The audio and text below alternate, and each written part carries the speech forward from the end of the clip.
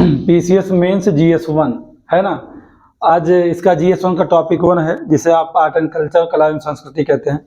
हम लोग दो तरीके से इसका अध्ययन कर रहे हैं। पीसीएस मुख्य परीक्षा के लिए जो हम जीएस का लेक्चर दे रहे हैं या जो आपको नोट्स उपलब्ध करवाएंगे, ये सारा का सारा लेक्चर अगर देखा जाए तो दो बेसिस पे है। पहला बेस हमारा ये है कि कुछ चीज़ों को हम आपको कॉन्सेप्ट में नोट्स बनवा दें। दूसरी चीज़ ये है कि क्वेश्चन और आंसर में भी हम लोग इस चीज़ को देखेंगे, यानी कि हम कुछ बातों को बहुत कम से कम शब्दों में, जिससे आपको चीज़ें समझ में आ जाए, उसके लिए रखी जाएंगी। और इसे क्वेश्चन आंसर फॉर्म में भी हम लोग इसे मेंटेन करेंगे, सॉल्व करेंगे, जिससे कि जितने भी टॉपिक इसमें हैं सभी टॉपिक आप कवर हो जाएं और ऐसा आपको ना लगे कि आप सिर्फ क्वेश्चन आंसर फॉर्म में ही मेंस को सॉल्व कर रहे हैं। तो मैं ये एक जो है इसमें जो कला सांस्कृतिक टॉपिक है बहुत कम शब्दों में आपके पास जो है पहुंचा दूंगा। बहुत आसानी से इसे आप शॉर्ट नोट बनाइए, इसे आप रटिए, काम आपका हो जाएगा। तो जैसे जब आप GS1 का जो है टॉपिक 1 देखते हैं तो वहाँ पर ये बात है क्या है, वहाँ कला के रूपों की बात की गई है, कला के वास्तुकला की है ना, इसकी बात की गई है और प्राचीन से लेकर आधुनिक तक की गई है। तो उसमें अगर हम देखते हैं कला एवं संस्कृति को जोड़ करके हम देखना चाहते हैं, जैसे ये कहा जाए कि कला संस्कृति का एक परिचय है, थोड़ा सा परिचय है। जबकि इसके पहले अगर देखा जाए तो हमने इतिहास के बारे में जो जानकारी के स्रोत हैं उनकी प्रामाणिकता को हमने एक क्वेश्चन बना करके उसके बारे में बहुत अच्छे से आपको आंसर उसका मॉडल बनवा दिया। और दूसरा क्या, एक संस्कृति है, संस्कृत की बात की गई, और दूसरा एक हमारा क्या था, साहित्य की बात की गई। 2 से 3 क्वेश्चन के थ्रू हमने कुछ टॉपिक को कवर किया है। आज हम कला को देखना चाह रहे हैं। इसमें कोई क्वेश्चन के माध्यम से हम नहीं देखेंगे, बस हमें ये देखना होगा कि कला किसे कहते हैं और संस्कृति किसे कहते हैं, कला क्या है और संस्कृति क्या है। तो कला की बात की जाए तो कला शब्द की उत्पत्ति किससे होती है, संस्कृत के कल, संस्कृत कल धातु से होती है, जिसका अर्थ क्या होता है, संख्यान होता है। क्या होता है, संख्यायान होता है, संख्यान होता है। अगर ये कहा जाए कि संख्यान का क्या अर्थ है, तो ये कहने का मतलब होता है कि जिसका आशय किसी तथ्य को स्पष्ट वाणी में प्रकट करना। तो ये भी आप कह सकते हैं कि जो है स्पष्ट वाणी में प्रकट करना, ऐसा भी लोग बोलते कहते हैं कि संख्यान का अर्थ क्या है, स्पष्ट वाणी में प्रकट करना, स्पष्ट वाणी में प्रकट करना। यह लेकिन जो किसे प्रकट करना स्पष्ट वाणी में, तो आप किसे करेंगे, तथ्य को करेंगे। और तथ्य कैसे होते हैं, एक भौतिक होता है, एक अभौतिक होता है, 2 ही तथ्य होते हैं।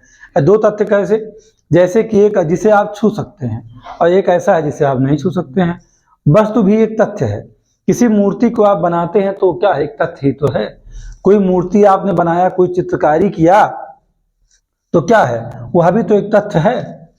वो कैसा है, वो फिजिकल, कोई तो भौतिक है, और कोई कुछ ऐसा है जो अभौतिक है। जिसे हम कोई नृत्य, मान लीजिए हम डांस कर रहे हो, तो जब हम डांस करते हैं या गाना या संगीत कला हमारी जो है, तो संगीत कला हो या नृत्य कला हो, इसे क्या हम छू सकते, नहीं छू सकते हैं। या जो कोई गाना गा रहा है, क्या उसे छू पाएंगे, नहीं। तो कैसा, वो अभौतिक है। यानी तथ्य 2 ही प्रकार के होते हैं। एक कैसा है, एक तथ्य आपका है जिसे आप छू सकते हैं, यानी भौतिक है। तो यानी जैसे मूर्ति कला है आपका, है ना, वास्तुकला यानी कि जो स्थापत्य कला है, या जो साहित्य है, उन्हें आप छू सकते हैं। तो इसीलिए हमने ये कह दिया कि संख्यान का अर्थ क्या होता है, किसी तथ्य को स्पष्ट वाणी में प्रकट करना ही क्या है, एक कला है। ये कहना चाह रहा हूं।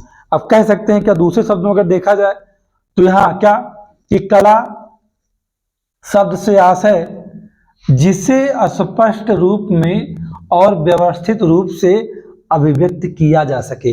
किसे, कला क्या है, कुछ भी, कोई भी तथ्य हो, कला क्या है, किसी भी तथ्य को स्पष्ट रूप में, व्यवस्थित रूप से अभिव्यक्त किया जा सके, यानी किसी को कुछ बताया जा सके। यानी जो आप कुछ कहना चाह रहे हैं, या आप मान लीजिए नृत्य के माध्यम से कह रहे हैं, जैसे आप देखते हैं कठपुतली का एक नाच होता था, है ना, और कुछ ऐसे सांकेतिक समाचार भी होते रहे हैं, है ना, पहले होता था, हाँ, फिंगर से मुख बधिर वाला, या सांकेतिक देखें आप ना। और कुछ देखते हैं कि उसमें डांस हो करेगा लेकिन उसमें आवाज़ ही नहीं रहेगी, है ना, क्या होगा, ऑडियो नहीं रहेगा, विजुअल रहेगा। उसके बाद आप अनुमान लगाते हैं कि क्या कहना चाह रहा है। वो नृत्य के माध्यम से, इशारों से ही क्या करता है, अपनी अपनी उसकी कला है ना, उस कला से अपनी बातों को आपको बता ले जाता है, यानी समझा ले जाता है। तो वही तो है कि कला क्या है, स्पष्ट रूप में, व्यवस्थित रूप से अभिव्यक्त किया जा सके। किसी भी तथ्य को अगर आप स्पष्ट रूप में और व्यवस्थित तरीके से किसी को समझा ले जाइए या किसी के समक्ष क्या कर दीजिए, उसे अभिव्यक्त कर दीजिए, एक्सप्रेस कर दीजिए, तो वही कला है। कला कैसी? बहुत लोगों के पास अलग अलग कलाएं हैं। बहुत लोग क्या करते हैं कि जैसे एक कला ये भी है कि हम वस्त्र का जो पहनावा हमारा है, जिस वस्त्र को हम पहनना चाहते हैं, क्योंकि वेशभूषा वहाँ है ना, तो वेशभूषा में हम जब वस्त्र को पहनते हैं तो जो कला हमें सिखा दी गई, जैसे अव्यवस्थित हो सकता है क्या? हाँ, कैसे? हमने कहा व्यवस्थित। अव्यवस्थित क्या है? जैसे आप कुर्ता पहनते हैं, कुर्ता पहनने का तरीका क्या होता है कि उसे आप कैसे पहनेंगे? नीचे से पहनेंगे या ऊपर से पहनेंगे? तो जो कला आपको बता दी गई कि पहले दायां हाथ डाल लोगे, इसके जो जितने लॉक हैं उसको अलग कर दो बटन को, उसके बाद सर से ऊपर लाके दोनों हाथ में पहन लो, हो गया कला। लेकिन कभी कभी ऐसा भी होता है कि कुछ लोग अव्यवस्थित तरीके से ही वस्त्र को ग्रहण करते ही परिधान अपना स्वीकार करते हैं। कैसे? तो बहुत सारे लोग ऐसे भी हैं जो पहले एक इधर कोना उठा देंगे, इधर डाल देंगे, फिर अटके रहेंगे बीच में, उसी में फिर ऐसे तो हिलाएंगे, फिर दूसरे से भी ऐसे करके फिर पहनते हैं।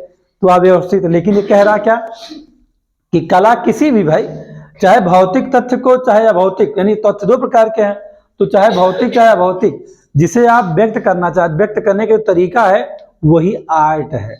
वही क्या है? आर्ट है। अब कोई अपनी बात को कहने के लिए बहुत गुस्से में बोलता, कहता किसी को, तो उसकी अपनी एक कला है कि गुस्सा होकर मनवाता है, और कोई बहुत जो है प्यार से पुचकार के, मतलब जैसे होता ना कि दुलार से अपनी बातों को मनवाता है। एक छोटा सा बच्चा क्या करता है? जिद से मनवाता है। आप देखते हैं ना, छोटा बच्चा मॉल में जाता है तो जब वो कहता है कि मुझे ये रिक्शा चाहिए और मम्मी कहती नहीं मिलेगा, तो उसके अंदर एक डांसिंग आर्ट आता है और जमीन पे नाचना शुरू करता है। तो वो है क्या? वही तो है आर्ट। वही आर्ट है ना कि जमीन पे वो क्या किया, फर्श पे शुरू किया अपना डांस करना, गोला घूमना, यानी उसी पे लौटना शुरू कर दिया, कह सकते हैं। तो मम्मी लोग क्या कहेंगे? चलो दे ही देते हैं भाई। और जो बड़ा होता है उसकी अपनी अलग कला, अपनी बात को मनवाने के लिए क्या करेगा? सोचता है कि मम्मी को खुश कर ले जाएंगे, मम्मी दे देंगी, या बोलना ही बंद कर देगा। हाँ, उसको क्या कहते हैं? वो भी एक कला है। तो कला इसलिए मैंने कहा कि देखिए, यह विजुअल भी है और इनविजुअल भी है। जो विजुअल है वो भौतिक है, क्योंकि किसी चीज़ को आप, संगीत को और क्या कहते हैं नृत्य को, वो ऐसी कलाएं हैं वो अभौतिक हैं, जिन्हें आप छू नहीं सकते हैं, यानी कि पूरी तरह सॉफ्टवेयर हैं, और जिन्हें आप क्या, जो भौतिक तथ्य है, यानी जैसे क्या है, मूर्ति कला, वास्तुकला या स्थापत्य कला, ये सब कैसे हैं? ये सब भौतिक हैं, है ना। तो ये चूँकि बहुत बेसिक बात को समझना चाहिए। हम ये नहीं कह रहे हैं कि आप मेरी परिभाषा को ऐसे ही लिखना रटना, नहीं। हम मेरा ये उद्देश्य नहीं है कि आपको मैं इसे रटवा दूं। मेरा उद्देश्य मात्र है कि कला है क्या, ये आपके जेहन में बहुत ही आसानी से हमेशा के लिए समा जाए। अगर हमेशा के लिए आपके मस्तिष्क पटल पे छा जाए तो ये समझिए कि आपके लिए बहुत ही बेहतर है। अगर ये नहीं छाता है तो इस परिभाषा को क्या रट करके हम लिख सकते हैं अपनी बातों को। जितनी बातें आपको हम बता रहे हैं वो सारी बातें क्या यहाँ लिखी गई हैं? नहीं ना। तो ये तो एक कहने की कला शब्द की उत्पत्ति संस्कृत के कल धातु से होती है, जिसका अर्थ होता है संख्यान। अब संख्यान क्या है? जिसका आशय होता है जिसका आशय वास्तव में संस्कृत में क्या होता है?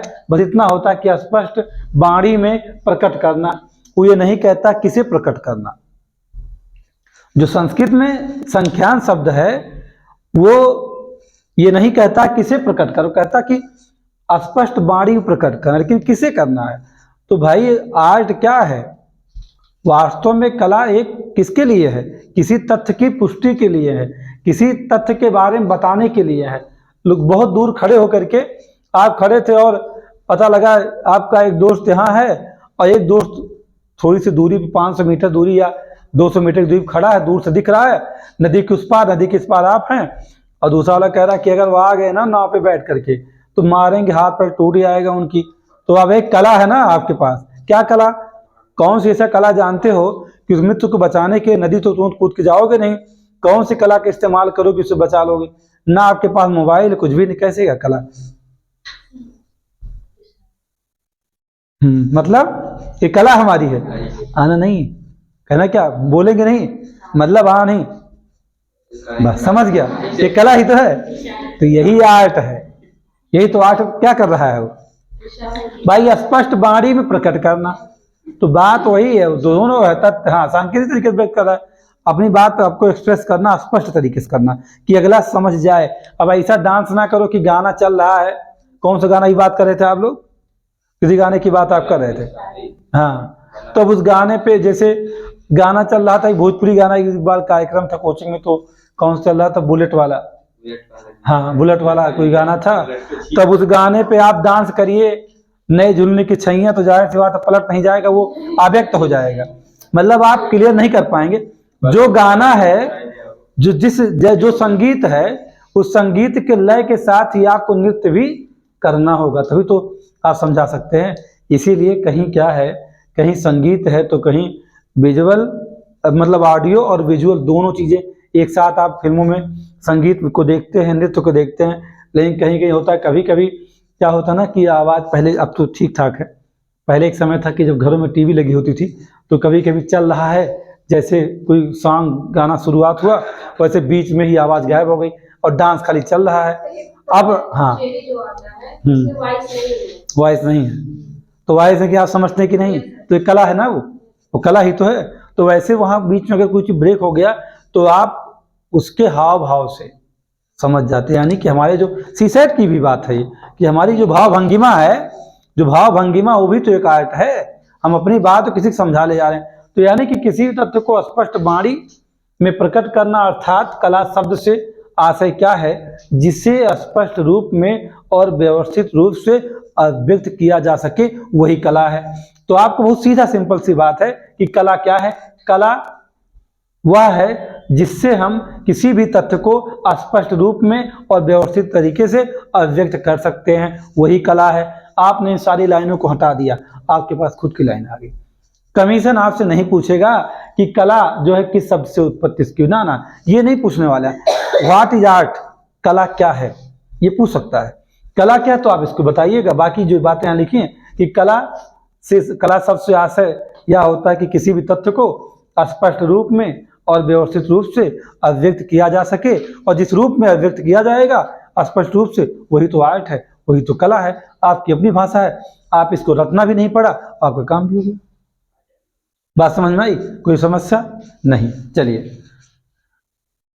अब बात होती क्या कि भारतीय परंपरा में अगर देखा जाए, भारतीय परंपरा में कला के संदर्भ में सारी क्रियाओं को सम्मिलित किया जाता है। हमने भी इसके पहले बता दिया आपको, सारी क्रियाएं, मैंने कहा तथ्य की बात किया, सारी क्रिया का मतलब क्या है, नाच गाना बजाना जितना आपका है, चाहे आप साहित्य पढ़ रहे हैं वो भी क्या है, साहित्य है, तो वो भी कोई भाषा है, सब के सब उसी में आ जाते हैं।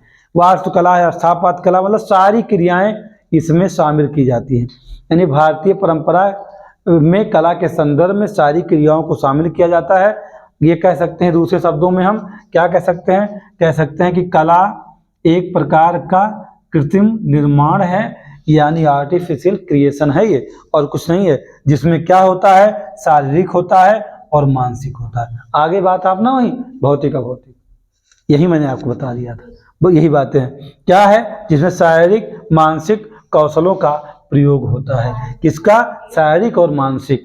आप चाहें तो आप फिजिकल किसी चीज को व्यक्त करिए और उससे आप कलाकारी दिखाइए, जैसे आप डांस करिए, है ना, और या जैसे कोई मूर्ति का निर्माण कर दीजिए, तो भी एक कला है ना। जैसे राम जन्मभूमि में जो मूर्ति स्थापित की गई, किसने बनाया उसे, उनका नाम जानते हैं, कोई योगीराज है ना वो, तो जो भी योगीराज, जो भी नाम उनका हो, वो योगीराज ही है, तो उन्होंने बनाया, तो क्या उनकी एक आर्ट है। उन्होंने अब क्या दिया, एक जो है राम के बाल स्वरूप का प्रतिरूप एक पत्थर में तराश दिया है, तो क्या है वो, आर्ट ही तो है, वो मूर्ति कला नहीं है क्या, यानी क्या है वो, तो शारीरिक मानसिक कौशलों का प्रयोग होता है इसमें, आर्ट में, या तो शारीरिक रूप से करेंगे या मानसिक रूप से करेंगे।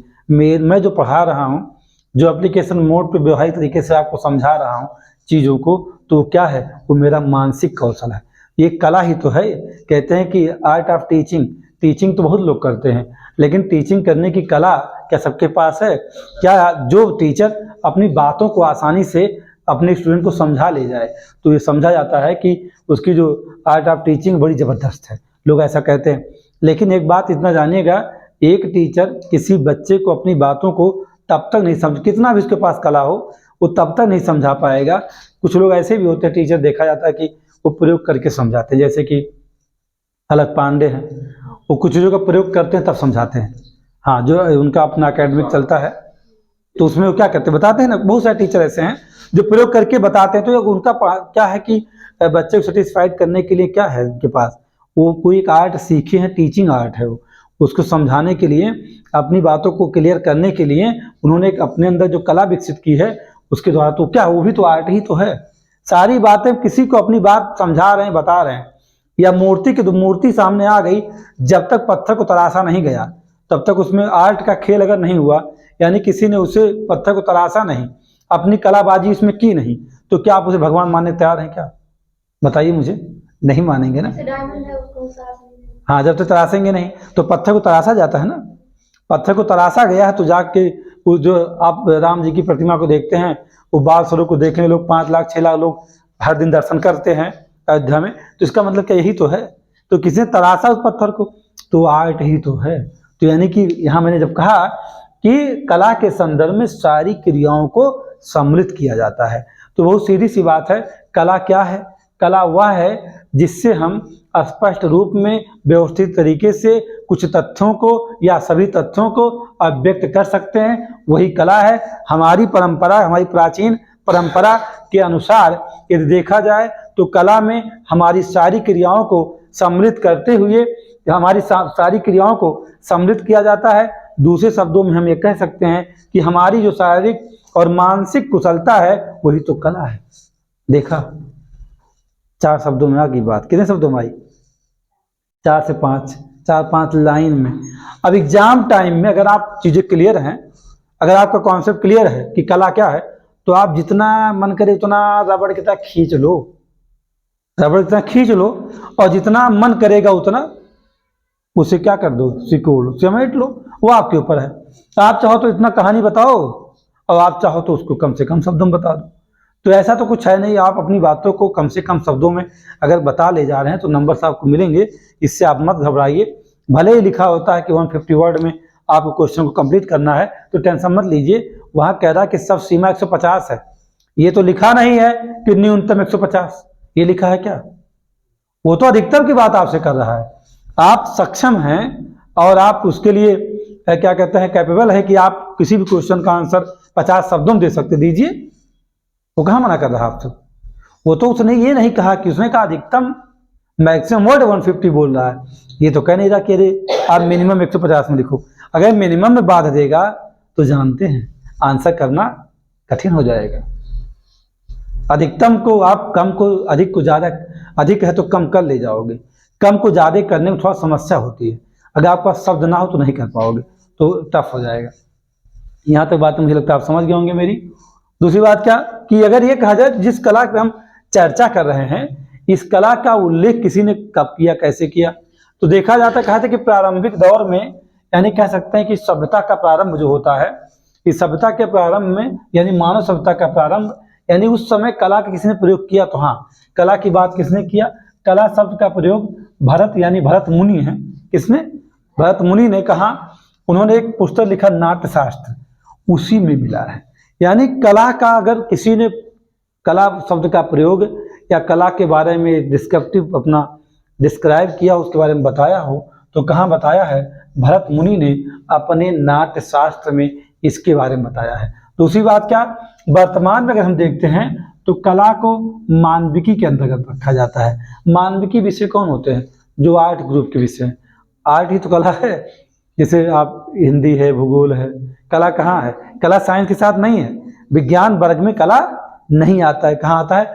मानवीय के अंदर रखा जाता है, जिसे हम क्या कहते हैं, जिसमें दर्शन है, साहित्य है, इतिहास है और भाषा विज्ञान है, जिसमें कला को स्थान दिया जाता है। प्रारंभिक, अगर देखा जाए कि प्रारंभिक कला शब्द का प्रयोग हमने बताया कि किसने किया? भरत मुनि द्वारा नाट्य शास्त्र में किया गया है ना। किसके द्वारा? भरत मुनि नाट्य शास्त्र में किया गया। इसके अलावा अगर देखिए तो वात्स्यायन का जो कामसूत्र है, शुक्र नीति है, प्रबंध कोश है, बहुत सारे ऐसे ग्रंथ हैं जो कला के विकास में, ललित विस्तार है, वो भी कला के विकास में जो है क्या कहते हैं उसका भी अपना योगदान है, उस ग्रंथों में भी कला का वर्णन किया गया है। अगर आप देखिए कि जो जितने हमारे यहाँ दर्शन हैं, साहित्य हैं या इतिहास हैं, वो सब क्या है, या भाषा विज्ञान है, जो सब क्या है, कला में ही है। तो अगर देखा जाए तो हम जिस कला का जो हम अध्ययन करते हैं, कला का जो हम अध्ययन कर रहे हैं, उस कला को अध्ययन की दृष्टि से हम जो है इसे 3 भागों में वर्गीकृत कर सकते हैं या विभाजित कर सकते हैं। जो आपके सामने है कला है ना, कितने भागों में आप विभाजित कर सकते हैं या वर्गीकृत कर सकते हैं? 3 भागों में। पहले क्या, दृश्य कला, और दूसरा क्या है, निष्पादन कला, और तीसरा क्या है, साहित्यिक कलाएं। यानी कि क्या है, मैंने यही वे बात आपसे कहा कि ये भौतिक है ना, और ये क्या है, अभौतिक है। यानी बहुत सीधी सी बात है कि ये क्या है, ये विजुअल है और ये इनविजिबल है। यानी कि ये दृश्य है, इसे आप निष्पादन कला को क्या कह सकते हैं, अदृश्य कला भी कह सकते हैं। क्योंकि नृत्य आप करते हैं तो नृत्य को आप छू नहीं सकते हैं, नृत्य करने वाले को छू सकते हैं, लेकिन जो नृत्य करने की कला है उसे आप छू नहीं सकते हैं। कोई गाना गा रहा है, संगीत, तो उसमें भी आप क्या कर सकते हैं, उस गाने वाले को छू सकते हैं। लेकिन अगर ये कहिए कि वो जो गा रहा है उसे पकड़ लें तो उसे पकड़ नहीं सकते हैं। तो चलिए 3 कलाएं हैं, और बाकी साहित्यिक कला जो है तो भाषा लिपियों का खेल है।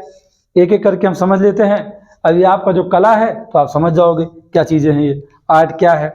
कला, दृश्य कलाएं क्या हैं?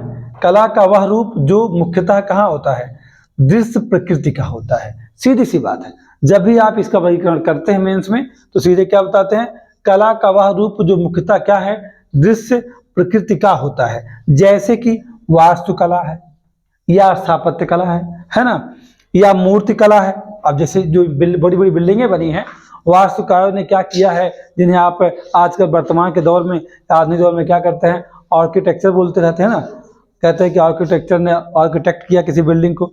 तो आप देखते हैं बिल्डिंग का जो बनने का यानी कि जो डिजाइन होता है उसे क्या कहते हैं, वास्तुकला कहते हैं, जो बनाता है।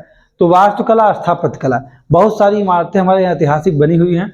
जो ये जैसे ताजमहल आपका है तो वास्तुकला का कैसा एक जीवंत जीता जागता कह सकते हैं कि जो है बहुत बड़ा उदाहरण बन गया है। मूर्तिकला आपको मैंने पहले ही बताया था कि मूर्तिकला क्या, चित्रकला, जैसे भीमबेटका में आप जाते हैं, उसकी गुफाओं में कितनी प्राचीन चित्रकारी है, जो चित्रकारी भी का उसे भी आप छू सकते हैं। अजंता गुफा में जाइए तो मूर्तियाँ भी हैं, चित्र भी है, दोनों बातें हैं। अब आइए फोटोग्राफी। फोटोग्राफी भी जो आप करते हैं वो भी क्या है, वो भी दृश्य कलाएं हैं। फोटोग्राफी, आप फोटो खींच लेते हैं तो फोटो को छूते रहते हैं, जैसे आप मेहंदी वाला फोटो छू रहे थे ना, तो वही तो है फोटोग्राफी। आप वीडियोग्राफी करते हैं तो भी क्या है, दृश्य कलाएं हैं। अब वीडियोग्राफी, फोटोग्राफी, सेल्फी आप कैसे लेते हैं, वहाँ भी आप एक क्या कह सकते हैं कि इनविजिबल, या हाँ नहीं विजुअल ही कहूँगा, इनविजिबल नहीं कहूँगा। कुछ आप कलाकारी वहाँ करते हैं। कुछ लोग जब सेल्फी लेते हैं तो जीभ बाहर निकाल लेते हैं, जीभ टेढ़ा कर लेते हैं, तो अगर उनकी शरीर सीधी है तो टेढ़े हो जाते हैं। मतलब 50 तरीके उसके अपने हैं। कभी कोई जाएगा तो लेकर के इतना दूर ऐसे रहेगा, गिरने वाला भी हो, ऐसी भी सेल्फी लेते हैं। तो ये सब क्या है, दृश्य कला है, वो भी कला है। मेरा कहने का मतलब यहाँ ये है। हाँ, कुछ लोग खीरते खीरते नदी में गिर जाते हैं, ऐसा भी है। तो ये फोटोग्राफी, वीडियोग्राफी, ये सब क्या है, ये बच्चों की हमने आधुनिक बातों को यहाँ जोड़ दिया है कि इन्हें भी आप कहाँ रखेंगे, इन्हें भी आर्ट में कहाँ रखा जाएगा, इन्हें भी आर्ट में कहाँ रखा जाएगा, दृश्य कला में। यानी वो जो दृश्य प्रकृति का हो वो दृश्य कला है, जिसमें वास्तुकला, स्थापत्य कला, मूर्ति कला, चित्रकला, वीडियोग्राफी और फोटोग्राफी, ये सारी चीजें वहाँ आती हैं। अब कहाँ चलते हैं हम, निष्पादन कलाएं। निष्पादन क्यों कह दिया मैंने, इसलिए कहा हमने वो कलाएं हैं जो किसी के द्वारा उत्पादित की जाती हैं या निष्पादित की जाती, किसी के द्वारा। ये समझिएगा, किसी भौतिक वस्तु का अगर आप निर्माण कर रहे हैं तो उसे उत्पादन कहा जाता है। लेकिन किसी अभौतिक यानी कि किसी इनविजिबल चीज को आप अगर क्रिएट कर रहे हैं तो उसे निष्पादित कहा जाता है। ध्यान रखिएगा, उत्पादन निष्पादन में यही थोड़ा सा डिफरेंट है, दोनों में अंतर है, ध्यान रखिएगा। जैसे ऐसी भौतिक वस्तु का उत्पादन मतलब बना रहे हैं तो उसे उत्पादन कहोगे। लेकिन किसी ऐसी चीज को आप, जैसे कोई गाना आपने क्या किया है, गा दिया है, तो आपने निष्पादन ही किया है उसका। आप क्या है, उसके निष्पादन करता है, क्योंकि वो क्या है, इनविजिबल है, वो अदृश्य है। समझिए आप। चलिए, तो कला का वह रूप जिसमें क्या होता है, कलाकार अपने शरीर कलाकार क्या करता है? अपने शरीर, मुखमंडल या भाव भंगिमा आदि का प्रयोग करते हुए क्या करता है? कला का अपने प्रदर्शन करता है। किसका प्रदर्शन? कला का प्रदर्शन करता है। जैसे कि आप नृत्य करते हैं, है ना। बहुत लोग आजकल घर में ही डांस प्रैक्टिस करके शॉर्ट वीडियो बना रहे हैं। ऐसे ऐसे डांस कर रहे हैं कि देखते रहिए। बहुत तरीके के डांस है और नए नए डांस की स्टेप भी बना रहे हैं, खुद ही बना रहे हैं। वो कहीं सीखने भी नहीं जा रहे हैं और पता नहीं कैसे भोजपुरी और सब जो हिंदी फिल्मों के गानों को मिला करके एक नए डांस को क्रिएट कर दे रहे हैं। तो निष्पादित कर रहे हैं, वो क्या नृत्य को कर रहे हैं। संगीत की बात करोगे अगर, जैसे कि वो आया था, वो पश्चिम बंगाल का कौन सा, वो जो मूंगफली बेच रहा था, उसने गाना कोई गा दिया, कच्चा बादाम। कच्चा बादाम में अंजलि अरोड़ा ने कच्चा बादाम का डांस का जो एक होता ना कि पहलू, उसी को बदल दिया था कि डांस क्या है, नृत्य कैसे करना है। उस अगर ये कहा जाए कि उस गाने पर उसका जो भी नाम, मुझे पता नहीं उसका नाम क्या था, जो मूंगफली बेच रहा था वहाँ, और जिसको एक गाना हमेशा गाता था कच्चा बादाम के नाम से वो चर्चित हुआ। और उसके बाद कोई क्या नाम था, बादशाह खां, क्या नाम उसका, जिसमें एक संगीतकार उसे ले गया और उसे उस गाने को उसके इस्तेमाल भी किया, एक एल्बम में उसने यूज किया। लेकिन उसे उस गाने को, वो गाना उसने निष्पादित किया था, लेकिन जो उस नृत्य का निष्पादन जिसने किया कच्चा बादाम पर, वो अंजलि अरोड़ा है, बाकी किसी ने नहीं किया।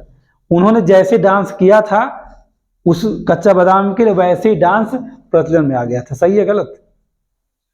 नहीं देखे क्या आप लोग? नहीं देखे कभी? क्या अंजलि अरोड़ा को? वाह, नहीं देखे तो भाई दुआ देख लीजिएगा आप लोग। तो अंजलि अरोड़ा ने क्या किया, उनके गाने पर डांस का निष्पादन किया, वही उसी डांस को सब लोग करने लगे। तो भी कला है, उनकी अपनी कला थी। कि दूसरी बात क्या, रंगमंच। रंगमंच पर बहुत सारे कलाकार होते हैं, अलग अलग किरदार की भूमिका निभाते हैं। वो आप देखते हैं, वो होता क्या कहते हैं, रामलीला होता है ना, कोई नौटंकी होती है तो उसमें देखिए कोई डाकू है, कोई भूमिका में, कोई किसी भूमिका में है। फिल्म भी एक रंगमंच है, उस फिल्म में भी ऐसे होता है। आप देखते हैं कि ये रामलीला में कोई राम के किरदार में, राम की भूमिका में, तो कोई एक पुरुष ही तो है, कोई सीता की भूमिका में है तो कोई स्त्री ही तो है, क्योंकि पुरुष ही स्त्री बन जाता है। ये भी हो सकता है, कभी कभी स्त्री भी राम की भूमिका में आ सकती है। तो ये कला है, रंगमंच पर भी जो अलग अलग किरदार की भूमिका में होते हैं, वो क्या है, वो निष्पादित कलाएं हैं। अब तो आप सब मेरी बात समझ गए होंगे। ये आपकी ओन लैंग्वेज में लिखना होता है। ये मैं नहीं कहता हूँ कि मेरे लैंग्वेज में आप लिखिएगा, इसकी जरूरत आपको नहीं है। तीसरा क्या है, साहित्यिक कलाएं। साहित्यिक कलाएं क्या, भाषा और लिपियों का प्रयोग करके आप क्या कर सकते हैं, साहित्य की रचना करते हैं। किसी पुस्तक, किसी लिटरेचर को आप लिखते हैं तो क्या प्रयोग करेंगे, भाषा और लिपि। भाषा आपके पास कोई तो होनी चाहिए, और उस भाषा को व्यक्त करने के लिए आपके पास कोई स्क्रिप्ट यानी लिपि होना चाहिए। अगर लिपि नहीं है, और कैसी लिपि, जो लोक प्रचलन में हो। जैसे आप किसी साहित्य को लिख रहे हैं तो हिंदी में लिखोगे, अंग्रेजी में लिखोगे। अब जहां आप जानते कि यहाँ तमिल लोग ज्यादा समझते, तमिल को आपका क्या करना पड़ेगा, तमिल भाषा उसकी लिपि का इस्तेमाल करना पड़ेगा। भाई अब क्या करेंगे, आप मजबूर हो वहाँ। तो जैसा जो रहता है उसी मतलब भाषा और लिपि का प्रयोग करके हम साहित्य की रचना करते हैं। जैसे कि मूलतः देखा जाए, संस्कृत चूंकि प्राचीन भाषा है, तो हमारे अधिकतम ग्रंथ किस में है, संस्कृत में ही तो है। और लिपि उनकी क्या है, देवनागरी लिपि थी क्या, जो भी है। तो अब जैसे आप शॉर्टहैंड पढ़ते हैं, जो ऋषि प्रणाली है ना, ऋषि प्रणाली शॉर्टहैंड तो एक लिपि है ना, लेकिन उसको जो सीमित लोग समझते हैं। तो जिसको जो समझता है उन्हीं भाषा लिपियों का प्रयोग करके साहित्यों की, लिटरेचर की रचना की जाती है। अब कह रहा कि इस प्रयोग कर साहित्य की रचना करना भी एक विशेष कला है। अब आपको हम नोट्स बनवा रहे हैं, मेंस का नोट्स हर कोई बनाता है, ऐसी बात नहीं बनाता है। लेकिन कुछ लोग, मैंने कहा, दो शब्द के अंदर होकर के आप पैरा शुरू करेंगे, आप डाट यहाँ रखेंगे, कामा यहाँ लगाएंगे, अपने उस जिस नोट्स को आप बना रहे हैं मेंस का, उसमें आप जिन कलाओं का प्रयोग कर रहे हैं, कलाकारी जो कर रहे हैं, वो नोट्स बनाने की आपके अंदर एक जो मैं, या मेंस के आंसर लिखने के लिए मैं आपके अंदर क्या कर रहा हूँ, आर्ट ही तो डेवलप कर रहा हूँ, आर्ट डेवलप कर रहा हूँ। कैसे आप पैरा को सेट करेंगे, कैसे आपका पैरा उस पेज के बाहर नहीं जाने वाला है, कैसे पैरा आकर्षक बन जाएगा, आपकी सारे पैरा में सारी बातें कैसे आ जाएंगी, वही तो मैं आपको सिखा रहा हूँ। तो कला एक विशेष कला रूप है, इसमें साहित्यिक विकास और भाषा लिपियों के रेखांकन पर विशेष बल दिया जाता है। यानी भाषा और लिपि, अच्छी भाषा का प्रयोग और शब्द अच्छे शब्द हों, और लिपि ऐसा नहीं कि आप कुछ लिख रहे हो तो ऊपर से मात्रा ऐसे घुमा दीजिए कि पढ़ने वाला उसे समझ ना सके। यानी स्पष्ट एक ऐसी कला आप में हो कि भाषा और लिपि जहाँ प्रयोग करके किसी साहित्य की आप रचना कर रहे हो तो आपको उससे स्पष्ट रखना है, यानी कि स्पष्ट और व्यवस्थित तरीके से उसे क्या करना है, अभिव्यक्त करना है। जब आप उस भाषा और लिपि को, भाषा लिपि क्या है बेटा, एक तथ्य ही तो है। अगर इसे आप क्या करिए, इसे आप स्पष्ट रूप से व्यवस्थित तरीके से क्या करिए, अभिव्यक्त कर दीजिए, तो वही क्या है, आपकी कला है। यानी इतनी बातें अगर आप समझ गए हों तो आपसे अगर ये सवाल किया जाए कि कला से आप क्या समझते हैं, कला क्या है, जैसे कला संस्कृति की टॉपिक 1 में है ये बातें, कला क्या है, क्या इसे वर्गीकृत किया जा सकता है, या ऐसा हो सकता है कि कला से आप क्या समझते हैं, कला को कितने भागों में वर्गीकृत किया गया है, या कला की ऐतिहासिकता का वर्णन करते हुए, यानी क्या कला के भारतीय कला की ऐतिहासिकता का वर्णन करते हुए उसका वर्गीकरण प्रस्तुत कीजिए। मैं जितनी सवाल बोल रहा हूँ मैं सिंपल बोल रहा हूँ, क्योंकि यूपीपीसीएस में जो भी सवाल आते हैं वो सीधे सीधे आते हैं, यहाँ घुमावदार सवाल अधिक नहीं होते हैं, 1-2 सवालों को छोड़ करके सीधा सवाल आपसे अगर कर लेता है कि कला, भारतीय कला की ऐतिहासिकता को सिद्ध करते हुए उसके वर्गीकरण को प्रस्तुत कीजिए, तो समझ जाइएगा कि अभी जितना मैंने लेक्चर दिया है यही सारा अगर आपको पता है तो जाइए उड़ा के चले आइए, नंबर का नंबर ले लीजिए। हाँ, कुछ भी नहीं करना है आपको यहाँ, मतलब बहुत ईजी, मैंने बहुत ईजी बना करके, कम से कम मैं ये चाहता हूँ कि कम से कम शब्द में आपकी चीज़ें हों, लेकिन लेक्चर आप अच्छे से लीजिए, व्यवहारिक तरीके से समझिए, कि वहाँ बैठने के बाद रटी रटाई बातें ना लिखनी पड़े। आप क्लास में बैठे हैं तो जो सारी बातें मेरी सुन समझ रहे हैं, कुछ बातें ऐसी भी हैं कि जो भाव भंगिमा से भी आप समझते हैं कि मैं क्या कहना चाह रहा हूँ, वो भी मेरे अंदर एक कला है ना। तो यदि आप इन चीज़ों को समझ जाइए तो शब्द की कोई बहुत ज़्यादा नहीं, शब्द कम से कम ही होना चाहिए। आपने पैरा सेट किया और डायग्राम किया और यहाँ निष्कर्ष लिख दिया, खत्म। कला तो देखिए, आज जब पाषाण काल था तो भी वहाँ कला है, क्या वहाँ कला नहीं, क्या वहाँ भी कला है। किसे, जानवर को मारने का, पत्थरबाजी करने का, पत्थर हथियार बनाने का, वो तो कला ही तो है, आर्ट ही तो है। पत्थर घिस की आग को पैदा कर देने का वो क्या है, एक कला ही तो है। आप निष्कर्ष लिखेंगे ना, लाजवाब लिखेंगे, तो आप निष्कर्ष हेडिंग बना लीजिएगा, लेकिन लिखना नहीं है। जब आप पढ़ डालिए 2-3 बार तो स्वतः निष्कर्ष लिखिएगा, और नहीं लिखोगे एग्जाम में अगर सवाल आता है कि कला, भारतीय कला की ऐतिहासिकता को स्पष्ट करते हुए उसके वर्गीकरण को भी विश्लेषित कीजिए। आप देखिए, जितना सवाल बनाना बेटा बना लो, हम कला संस्कृति से अलग करके बता रहे हैं। और पढ़ने का तरीका सबसे अच्छा यही है कि आप एक टॉपिक को पकड़ो, उसकी बातों को करो, और उसके बाद क्या करिए, उसे क्वेश्चन फॉर्मेट में ले आओ। ये हमने क्वेश्चन नहीं पढ़ाया था आज आपको, आज हमने क्या पढ़ाया है, आज हमने सीधा सीधा कॉन्सेप्ट आपको दिया कि कला क्या है, कला क्या है, उसका वर्गीकरण क्या संभव है। बिल्कुल, क्या आर्ट का क्लासिफिकेशन किया जा सकता है। आप सवाल ऐसा कर सकता है कि भाई आप मुझे ये बताइए कि भारतीय कला क्या है, क्या उसका वर्गीकरण किया जा सकता है, या उसे कितने भागों में वर्गीकृत किया जा सकता है, विश्लेषित कीजिए।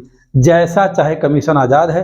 और ये सवाल आ गया, आपको आता है तो आप राजा हैं, इतना जानिए, कि नहीं आता है तो आप समझ सकते हैं। और मेंस टफ भी है, इजी भी है, दोनों बातें हैं। अगर इसे आप टफ समझते हैं तो बहुत टफ है, इसे इजी बनाया जाता है। बशर्ते इतना मैं कर रहा हूँ कि मेरे द्वारा, मेरा जो बहुत सारे मेंस देने का अनुभव रहा है मेरा, उसका ये निचोड़ है।